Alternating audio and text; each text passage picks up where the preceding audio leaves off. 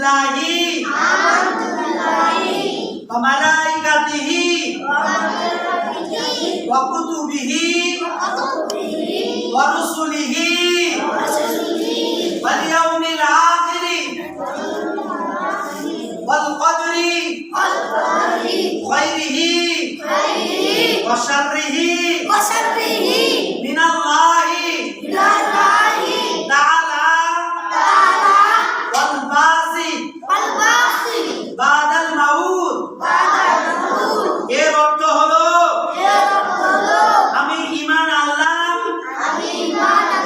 আল্লাহর উপর ও তার ফেরেশতা মণ্ডলীর উপর,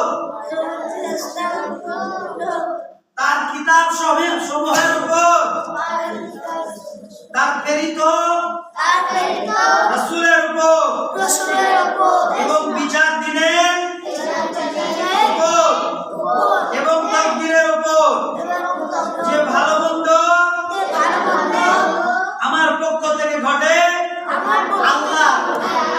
আল্লাহ পক্ষ থেকে ঘটে এবং মৃত্যুর পর পুনরুত্থানের উপর বিশ্বাস করলাম। মিশকাত শরীফ। हो गया।